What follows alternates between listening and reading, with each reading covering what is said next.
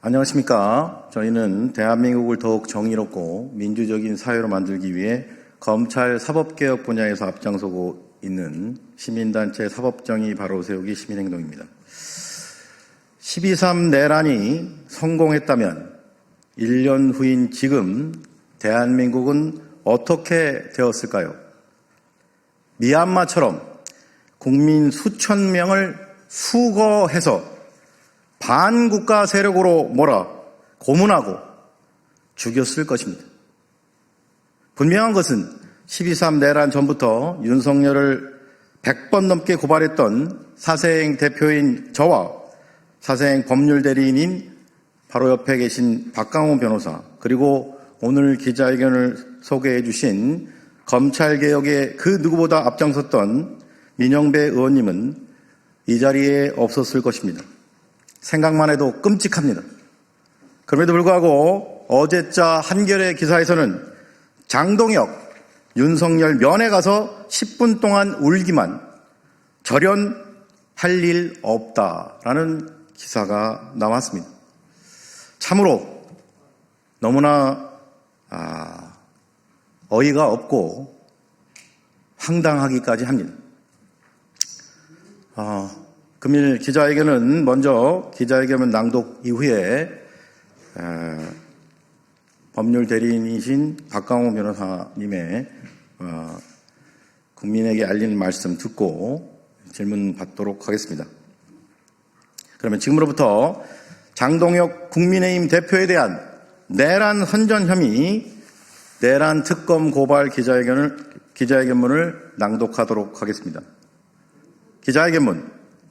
12.3 비상계엄이 민주당 의회 폭거에 맞선 것이라 하면서 내란 속에 윤석열 앞잡이 노릇하는 장동혁은 즉각 사퇴하라. 12.3 내란 1년이 됐는데 아직도 내란 옹호하는 국민의힘 정성호 법무부 장관은 위헌정당 해산 심판 조속히 신청하라.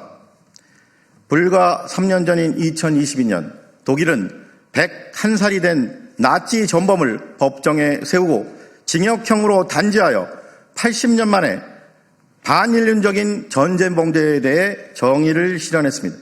프랑스는 나치에 협조하고 부역하면서 반민족, 반국가 행위를 저지른 프랑스 국민 6,763명에게 사형을 선고했고 4만 명에게 징역형을 선고했습니다. 프랑스 드골 대통령의 단호한 나치 부역자 단죄에 대해 국민 통합의 저해가 된다는 지적이 일자 프랑스의 저명한 지식인 까미는 이렇게 일갈했습니다. 어제의 범죄를 단죄하지 않는 것은 내일의 범죄자들에게 용기를 주는 일이다. 공화국 프랑스는 관용 위에 세워지지 않는다. 미얀마는 군부가 일으킨 쿠데타로 인해 쿠데타 1년 만에 국민 1만 명이 넘게 영장 없이 체포 구금되고 민주주의가 말살되어 지구상 최악의 나라가 되고 말았습니다. 대한민국에서는 1년 전 내란 속에 윤석열이 일으킨 12.3 내란 사태 당시 박한수 계엄사령관 명의의 포고령 1호는 이렇게 되어 있습니다. 국회와 지방의회, 정당의 활동과 정치적 결사, 집회, 시위 등 일체의 정치활동을 금한다. 이상의 포고령 위반자에 대해서는 대한민국 계엄법 제9조에 의하여 영장 없이 체포, 구금, 압수수색을 할 수 있으며 계엄법 제14조에 의하여 처단한다.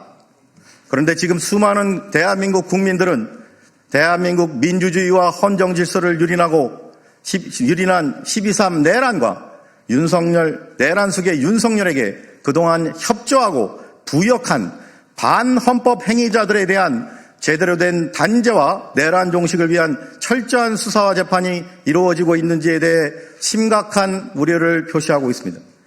장동혁 국민의힘 대표는 위헌 위법한 12.3 비상계엄에 대해 역사와 국민 앞에 진정어린 사죄를 하기는커녕 오히려 지난 1년간 민주당과 이재명 정부가 윤석열 전 대통령과 국민의힘을 대상으로 내란몰이를 했다거나 이재명 정권이 독재를 위해 사법부를 장악하고 자유민주주의를 짓밟고 있어 국민과 함께 막아야 한다고 주장하면서 대한민국 민주주의와 헌정질서를 유린했던 12.3 비상계엄을 옹호하고 내란 속의 윤석열을 비호하는 것을 넘어 선전선동을 하고 있습니다. 장동혁 대표는 국회의원 및 제1야당 대표로서 헌법과 헌정질서를 수호하고 국민이 부여한 국회의원의 직무권한을 국가와 국민을 위해 사용해야 함에도 불구하고 12.3 내란을 일으켜 대한민국 민주주의와 헌정질서를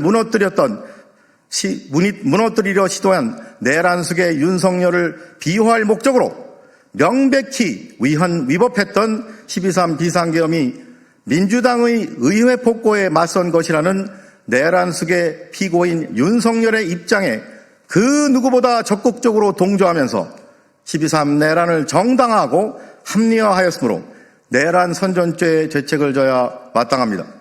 이에 장동혁 대표를 고발하오니 법 앞에 평등이라는 헌법 규정이 국민의 한 사람인 현직 국회의원이자 제1야당 대표에게는 달리 적용되어 형사사법 시스템에 대한 국민의 신뢰를 더욱 붕괴시킬 일이 없도록 피고발인 장동혁의 혐의에 대해 철저히 수사하고 엄중히 처벌하여 주기를 사법정의를 바라는 수많은 국민을 대신하여 강력히 촉구하는 바입니다. 2025년 12월 8일 사법정의 바로 세우기 시민행동.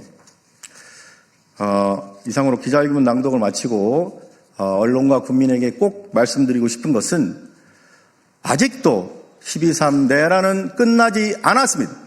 아직도 12.3 내란은 진행 중이라고 저희는 보기 때문에 아직도 1년이나 지난 지금까지도 내란 속의 윤석열과 똑같은 말을 하면서 민주당의 의회 폭거에 맞서 국민이 일어서야 된다라고 선동하는 윤석열과 적극 협조하고 있는 장동혁 국민의힘 대표는 내란 선전 혐의로 수사를 받고 재판을 받아야 마땅합니다. 다음으로 하생 법률대리인이신 박강원 변호사님께서 장동혁 대표에 대한 발언하고 마치도록 하겠습니다.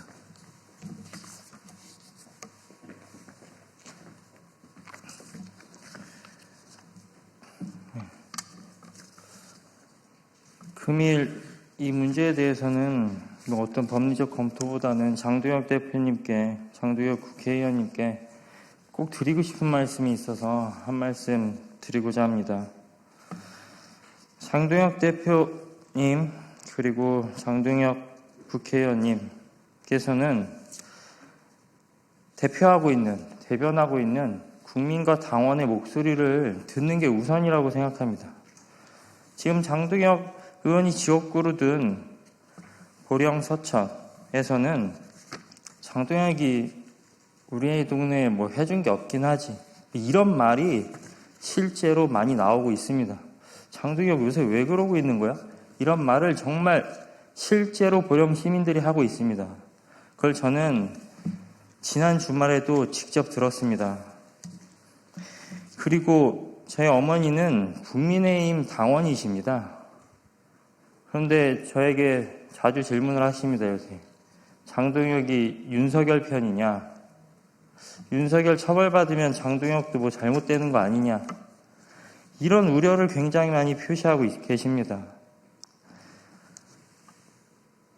정상적인 국민의힘 당원들은 장동혁 대표가 윤석열과 결탁하고 극우 세력과 결탁하고 황교안과 결탁하면서 보수 정당을 위기로 몰아가는 걸 결코 원하지 않습니다.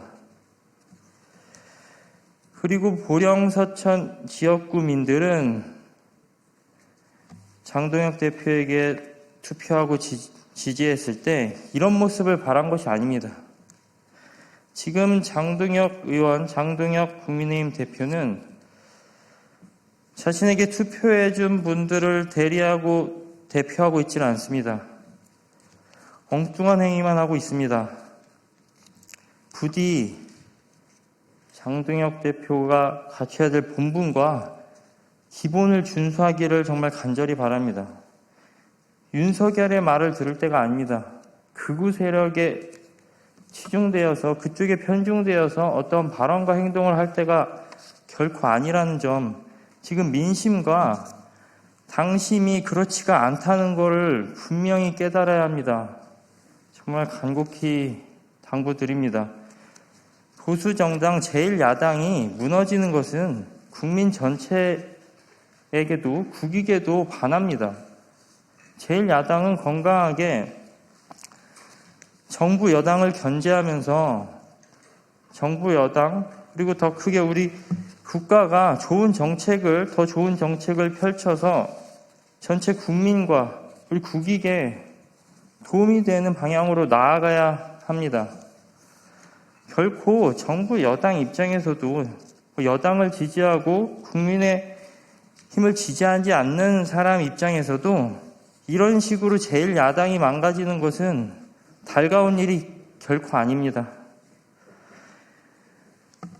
지금 장동혁 대표가 나아가는 방향은 분명히 잘못됐습니다. 장동혁 대표를 믿고 지지하고 투표했던 사람들의 목소리를 제발 들어주시기 바랍니다. 감사합니다. 네.